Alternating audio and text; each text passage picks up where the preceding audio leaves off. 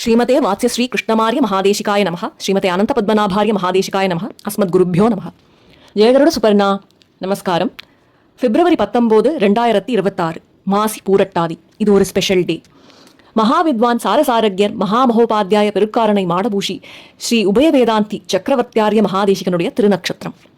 அவருடைய தனியன் श्रीरंगकारी जनियोगी पदाब्ज भृंगम श्रीवीर राघव कृपात्त समस्त बोधम श्रीवास राघव सुतम विनयाभिरामम श्रीचक्रवर्ती गुरुवर्यमहं प्रपद्ये. பெருக்காரணை சுவாமி என்று போற்றப்படும் இவர் இஞ்சிமேடு ஸ்ரீமத் அழகிய சிங்கரிடம் சாரசாரஜ்ஞர் என்ற விருதம் பெற்றவர். பெருக்காரணை சுவாமி, திருக்கள்ளம் சுவாமி மற்றும் எங்கள் பிராச்சாரியன் ஸ்ரீ புரசை சுவாமி சதீர்த்தர்கள், அதாவது இஞ்சிமேடு ஸ்ரீமத் அழகிய சிங்கரின் திருவடிவாரத்தில் காலக்ஷேபம் அன்வைத்தவர்கள், அதாவது கிளாஸ்மேட்ஸ் அப்படின்னு சொல்லலாம்.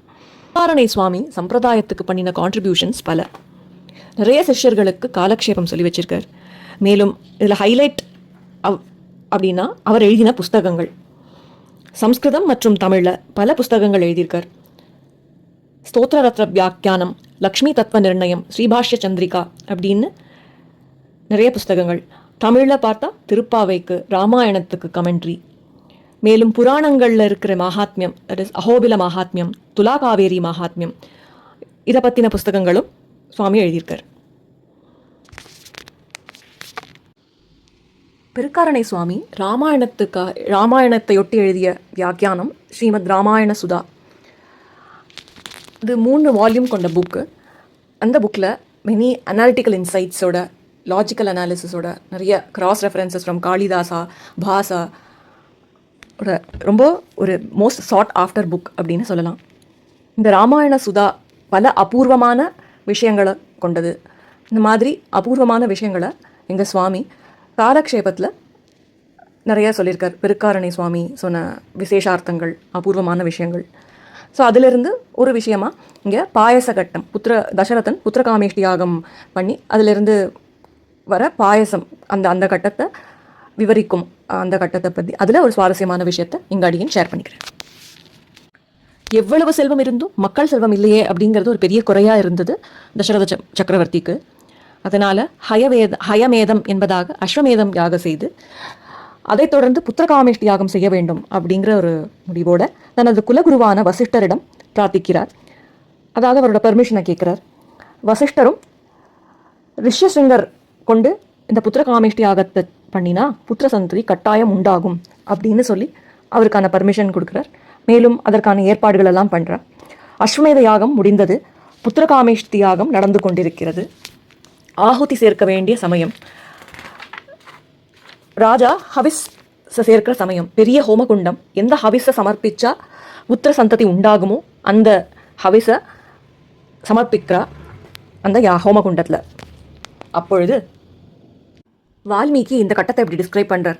ததோ வையஜமானஸ்ய பாவகாததுல பிரபம் பாதுர்பூதம் மஹத்பூதம் மகாவீரியம் மகாபலம் திவாகர சமாகாரம் தீப்தானலசிகோபமம் தப்தஜாம்பூனதமயீம் ராஜதாந்த பரிச்சதாம் திவ்யபாயச சம்பூர்ணாம் பாத்ரீம் பத்ரீமிவ பிரியாம் பிரகிருஹ்ய விபுலாம் தோர்பியாம் ஸ்வயம் மாயாமயீமிவ.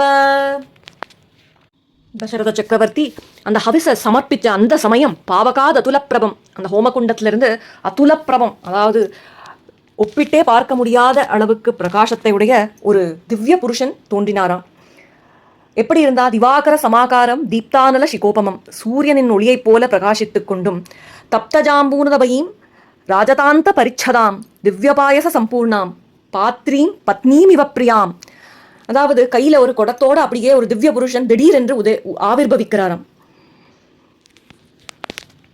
அந்த பெரிய ஹோமக்குண்டத்திலிருந்து, அந்த பெரிய அக்னியிலிருந்து வெளிவந்த அந்த திவ்ய புருஷன் எப்படி இருக்கார் அப்படின்னா, நல்ல பட்டாடை உடுத்திண்டு தேஜோமயமா அப்படியே சூரியனை போல ஒளி மிகுந்ததா திவ்ய ஆபரணங்கள்லாம் போட்டுண்டு கையில் ஒரு குடம், தங்க குடம், தகதகான்னு மின்னும் ஒரு தங்க குடம், திவ்ய பாயச சம்பூர்ணம், அந்த மாதிரி தகதகான் மின்ற அந்த தங்க குடத்தில் திவ்ய பாயசத்தை முழுதும் உடையதாக அதை பிடிச்சுட்டு அப்படியே வெளியில் வராராம். அதை எப்படி பிடிச்சுன்னு வெளியில் வராராம்?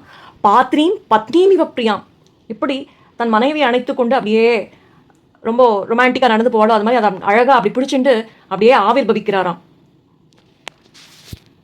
அவரை தசரத சக்கரவர்த்தி வெல்கம் பண்றாராம். பகவன் ஸ்வாகதம் தேஸ்து கிமஹம் கரவாணி தே அப்படின்னு சொல்லி, ஸ்வாகதம் வாங்கோ, என்ன பண்ணணும் அடியேன் அப்படின்னு. வந்தவர்கிட்ட எனக்கு குடுன்னு எதுவும் கேட்கலையாம், நான் என்ன பண்ணணும் அப்படின்னு கேட்குறாராம் தசரதன். எல்லாருக்கும் கொடுத்து கொடுத்து பழகிய தசரதன் வாங்கிக்கணும்னு நினைக்கலையா, என்ன பண்ணணும் அப்படின்னு கேட்குறாராம். அப்போ அந்த திவ்ய புருஷன், நான் எதுவும் வாங்கி கவர்ல கொடுக்க வந்திருக்கேன்னு சொல்லி, இதம் துன்றபசார்தூல பாயசம் தேவ நிர்மிதம் பிரஜாகரம் கிருஹாணத்துவம் தன்யமாரோக்கியவர்தனம் அப்படின்னாராம். நிருபசார்தூல அப்படின்னு கூப்பிடுறாராம். இங்க ஒரு சுவாரஸ்யம் சொல்வார் இங்க சுவாமி. அதாவது நிருபசார்தூல அப்படின்னு கூப்பிடுறார், அதாவது பெஸ்ட் ஆஃப் கிங்ஸ் அப்படின்னு. அங்க பின்னாடி ராமபிரான எழுப்பச்சு விஸ்வாமித்திர சொல்ல போறார், நரசார்தூலன் கௌசல்யா சுப்ரஜாராம அப்படின்னு சொல்லி உத்திஷ்ட நரசார்தூல அப்படின்னு சொல்லி எழுப்ப போறார். நரசார்தூலனான எம்பெருமானுக்கு நிருபசார்தூலனா தான் இருக்கிற தசரத சக்கரவர்த்தி தானே பொருத்தமான தகப்பனாரா இருக்க முடியும் அப்படிங்கிறது இங்கே விசேஷம்.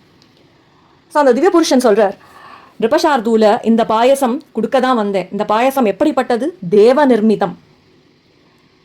இதோட ரெசிபி எங்கேயும் கிடைக்காது, இதோட காம்பசிஷன் தேவ நிர்மிதம் அப்படின்னு. பிரஜாகரம் கிருஹாணத்துவம், இது உனக்கு புத்திர சந்ததியை கொடுக்கக்கூடியது. அது மட்டுமானா தன்யம் ஆரோக்கிய வர்தனம், அது இல்லை எப்பயுமே க்ஷேமத்தையே விளைவிக்கும் அப்படின்னு சொல்லி அந்த பாத்திரத்தை பாயசம் அந்த தங்க பாத்திரத்தில் கொண்டு வந்த பாயசம் அதை கொடுக்குறார் தசரதன் கிட்ட. இதை காளிதாசன் ரொம்ப அழகா விவரிக்கிறார். ஹேமபாத்திர ததோதோர்பியாம் ஆததான பயஸ்சரும் அனுப்பிரவேஷாத் ஆத்தியசிய பும்சஸ்தேனாபி துர்விருத்தம் அப்படின்னு சொல்லி, அதாவது ஹேம பாத்திரத்தில், ஒரு தங்க பாத்திரத்தில், தங்கமயமான பாத்திரத்தில் அந்த பாயசத்தை எடுத்துன்னு வந்திருக்காராம். அதை தூக்க முடியாமல் தூக்கின்னு வந்திருக்காராம். ஏன்னா அனுப்பிரவேஷாத் ஆத்தியசிய பும்சஸ்தேனாபி துர்விருத்தம், ஏன்னா அதில் இருக்கிறது யாரு? பரமாத்மா. அதனால அது ஹெவியாக இருக்கான், அதை தூக்க முடியாமல் தூக்கி கொண்டு வந்து கொடுக்குறாராம். சரி, கொண்டு வந்த குடம் எப்படி இருந்தது? ஸ்வர்ணமயமான குடம், அதுக்கு வெள்ளியில மூடி. ஸ்வர்ணமயமான குடத்துக்கு ஸ்வர்ணத்துல மூடி இருந்தா பொருத்தமா இருக்கும், இல்ல வெள்ளி மூடிங்கிறதுனால வெள்ளி குடமா இருந்தா பொருத்தமா இருக்கும். அது என்ன ஸ்வர்ணமயமான குடத்துக்கு வெள்ளி மூடி? ஒருவேளை அவசரத்துல எடுத்துன்னு வந்ததானாலயா அப்படின்னா இல்ல. இங்க பெருக்காரணை சுவாமி சொன்ன அனாலிசிஸ் எங்க சுவாமி சாதிப்பர், அதை நம்ம இங்க பார்க்கலாம். வெள்ளியில சூட பால் குத்தி வச்சா அந்த பாலை அப்படியே சூடாவே ரீட்டைன் பண்ணி வச்சுக்கும், அது வெள்ளியோட குணம். ஆனா தங்க பாத்திரத்துல, ஸ்வர்ணமயமான பாத்திரத்துல கொட்டி வைக்கிறாச்சே கோல்டு வந்து கொஞ்சம் அந்த ஹீட்டை ரெசிஸ்ட் பண்ணும். அதனால இப்போ திவ்ய புருஷன் கொடுக்குற பாயசத்தை தசரத மகாராஜா தன்னுடைய திவ்ய மகிஷிகளுக்கு கொண்டு கொடுக்கணும். ஸோ அவ அதை கிரகிச்சிக்கிறதுக்கான பதத்துல அந்த பாயசம் இருக்கணும். மிகவும் சூடா இருந்தாலும் கிரகிச்சிக்கிறது கஷ்டம், மிதமான சாப்பிடுற பக்குவத்துல இருந்தா அதை அவ உடனே கிரகிச்சிக்க முடியும்.